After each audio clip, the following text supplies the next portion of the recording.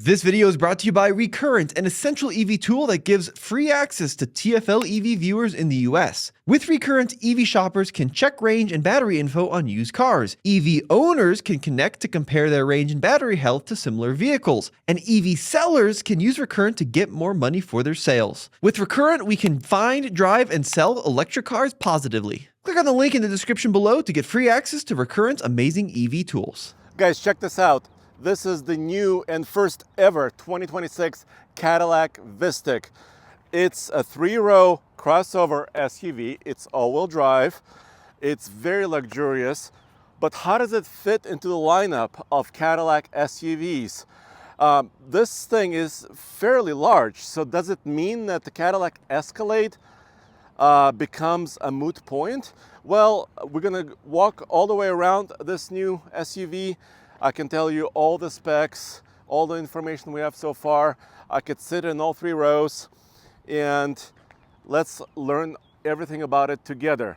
First of all, on the style side, what do you guys think? Let me know in the comments below what you think of the style of this new Vistiq SUV. I actually love it. And Zach, if you can kind of show the profile again, I think it's quite nice, traditional, I would say. If I didn't tell you that this is an all-electric SUV, you may not actually think it's an all-electric SUV because it just looks like an SUV. And I think that's kind of where the trend is starting to change. An SUV that's electric doesn't have to look wild, unusual. It can just look like an SUV. So from the front and from the side, I love it. But from the rear, Zach, if you can back up and give us a little bit more view here, I'm not so sure. I think I would have to live with it a little bit longer and kind of figure it out. I'm not sure. I kind of wanted these tail lamps to connect together instead of being separate here. But this is what Cadillac is showing us, and kind of this rear lamp design is very similar to what they have on the electric Escalade IQ and IQL. So I can see a little bit of family resemblance here in the rear, so that makes a lot of sense. And this one is rolling on 21s, but 22-inch wheels and 23s are available. And this is wearing Eagle Sport tires right here. All seasons, but they're specific, low resistance. So this can also be efficient and high performance, because this thing has, believe it or not, well, all-wheel drive, 2-motor system, 615 horsepower and 650 pound-feet of torque. And Zach, over here on the badge, 900. So that kind of lets you know about the power. 900 is the Newton meters, and E4, basically 4-wheel drive electric SUV. This is also an interesting element. This rear quarter glass here, it's got a design, but it is see-through, and I'll show you that in a second. And I love this element too. It's got a black 2-tone roof with dual panoramic sunroofs that I'll show you in a second as well. There's a little sunroof here and the main sunroof panoramic roof right here in the front. The door handles are also a little bit excuse me, interesting. You pull on it like this and you unveil the interior. So actually, let's go inside for a minute and talk about some of the interior on this new Vistiq. All right, let me get in and we can get the air conditioning going.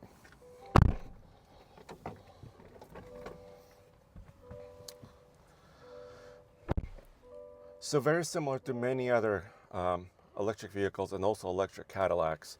I have a key in my pocket. I was able to get in and the vehicle comes to life. I don't have to push any buttons, nothing like that. So that experience is very, very modern and I think very cool. Here you have a 33-inch diagonal and curved display. I've got my maps on my right, and I have everything is reconfigurable. I can reconfigure what I can see here. And I can use, actually, if I take the camera just for a second, I can actually use this left panel to control what's visible here. So I can look at my energy. I can actually change my gauges between sport and tour, even though it doesn't change a heck of a lot. Let me show you that here. And then there's my driver assist screen, and this does have Super Cruise, and you can see that also, that display on the top portion of the steering wheel. This is also where, well, I can keep it clean. It says clean, so very simple. But also, this is where I control my headlamps. Of course, headlamps can be automatic, but just for this video, I had my headlamps on, so was trying to show you a little bit what it looks like with the headlamps on. Here I have parking brake, my rear hatch, and kind of the brightness of the screens right here. And then for the vents, let me give you the camera, Zach. Yeah. These are actually physical controls. But at first, when I got into here, I was looking to the right of my steering wheel, and I thought this was my volume control. And then I realized it's not, but it's actually very handy. So the passenger has a couple of those little controls. The driver has two. And also, all 3 rows have this climate control, which is, I think, really refreshing, because a lot of manufacturers are actually using digital air vent direction controls instead of actual physical manual ones. So that's quite interesting. Then also there's a climate control screen. I don't know if you could see it in the sunlight, yeah, but there's actually, as you can see, up to 5 zones of air conditioning. There's 2 in the front row, 2 in the second row, and also the third row. That's pretty crazy, and you can control all of that here. It may get a little dusty. It's a little bit kind of shiny, so it depends. I haven't lived with this Cadillac for very long, but so time will tell. I like this design for the cup holders. You also have kind of redundant controls. So you have home buttons, phone, music, and also this dial here. But you could also do everything with a touch of a finger. So lots of redundancy, which is quite nice. Vehicle status, energy info. So this has a 102 kilowatt hour battery, and that's really kind of half the size of an Escalade IQ. Right now, we don't have 100% of a charge, but it says 285 miles left. But according to Cadillac and EPA, it's between 300 and 305 miles of driving range on a full charge.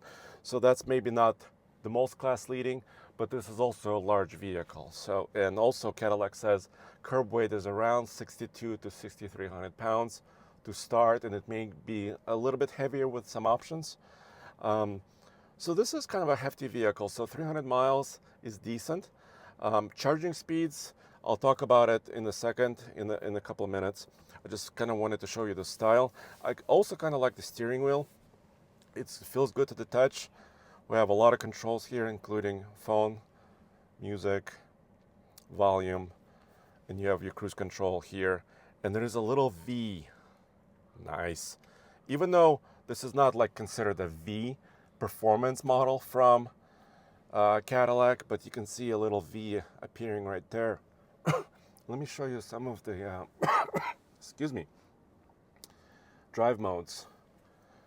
There's a sport, touring, snow and ice, and my mode, where you can kind of control and select different aspects, acceleration, motor sound, and the rest. Also, you can control one pedal driving, and you could tell it normal, off, so you can coast. If you're not used to one pedal driving, you can turn that off. So basically, when you let off accelerator, it'll continue to coast, or you could regain some energy. I usually put it in normal. So that's all nice. So now you can kind of see how the drive modes work. There's Amazon Music, there's My Cadillac, charging. So 3 level, let me turn down these fans a little bit. Oh, right there, it also says 305. So there's two different level 2 chargers, 11.5 kilowatts and also up to 19 kilowatt, depending on your kind of system. You can, of course, install that in your home or at your office. And also DC fast charging. Cadillac didn't really say how fast, but I'm approximating it about 200 kilowatts. They said you can gain about 79 miles of driving range in about 10 minutes. So relatively fast for a vehicle like this. And then also, Zach, if you can show here, there's a little bit of carbon fiber, but also a lot of controls for your seat, including massage. Ooh, yeah, I just touched it.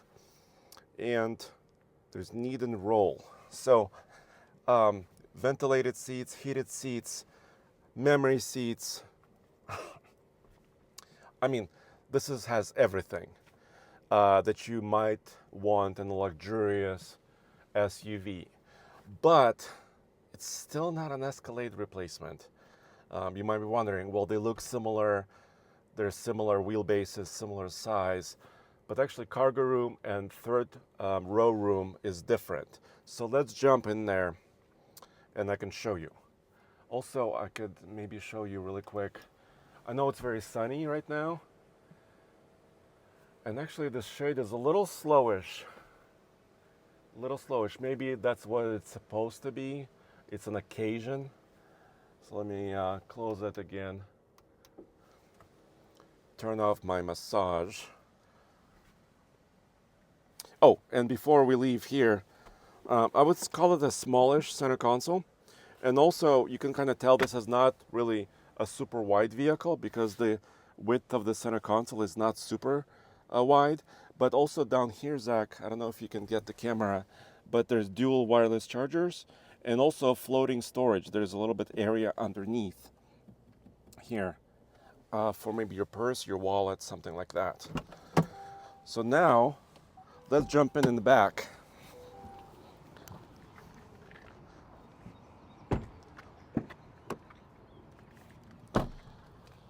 So in the back here, you can spec it with a bench or these captain chairs. And right now, right here, we have a model. This is a luxury. So they have several different trim levels. It begins here. So this is one of their more basic ones that they offer.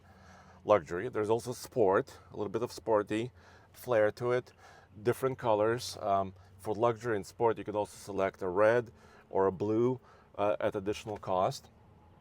You can see here throughout the ceiling AKG 23 speaker stereo and also Dolby Atmos capable, which is a 3D music experience. Now here I'm sitting behind myself and I can move the seat a little bit forward or backwards. I'm pretty comfy even with my head here. I have a little bit of space. Like I was telling you, also you have control over your vents done in a very nice way. I kind of like that. I also have my screen to control my climate. Here you go, different controls, ambient lighting. There's ambient lighting control in the front and also here in the back, and heated seats here for the outboard passengers as well. So I'm going to turn this off for now. Go back to climate. Here I have actually a 110 volt outlet and USB-C and also cup holders. So it's pretty nice, flat floor. So just sitting back here, I have no idea what's powering this. You know, if I just jumped in, I don't know if this is a V6, a V8, an electric. So I kind of like that. You don't need to know really what's powering a machine in order to enjoy being inside of it. Now, third row, there's a little button on the side. You push that. So even if you had a forward-facing child seat, you could still kind of fold that forward and allow access to the third row. And this is only a two-passenger, two-seat belt area. And the rear seat is a little bit lowish for kind of a big dude like me. I could sit here, I have headroom. but my knees are a little high. But Zach, take a look. Lots of comfort features. Once again, my own vent I can control, USB-C, little soft pad for my elbow, seats, headrest, my own sun roof. I was telling you about this before, but there is no shade here, so I might be kind of maybe a little bit too much sun, but also it doesn't feel claustrophobic. It feels quite open, even with some of the design on the glass I was telling you about.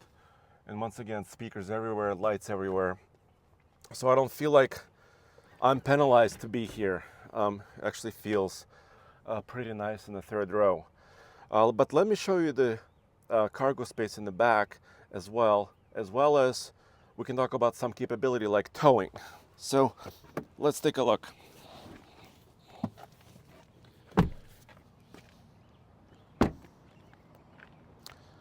As with many Cadillacs, you push this to open the hatch, or you could also use your key. There's several different ways, maybe 4 different ways to open it. I could stand here, no problem. So here we have, Zach and I, we have our bags, our camera bags. So you can kind of see a scope. This is a big backpack, smaller bag. And also we have a little bit of space, actually quite a lot of space down below. Look, it's kind of deep, so that's nice. This is about, according to Cadillac, about 15 to 15.5 cubic feet, which is actually quite a bit less than in a vehicle like the Escalade. The Escalade is a little bit wider, it's taller, so that's really a full-size vehicle. This is actually, you can kind of see it from back here, a little bit smaller. So, and it will never replace the Escalade. Here, if you equipped it with a hitch, I don't believe this one has it, up to 5,000 pounds of towing capacity.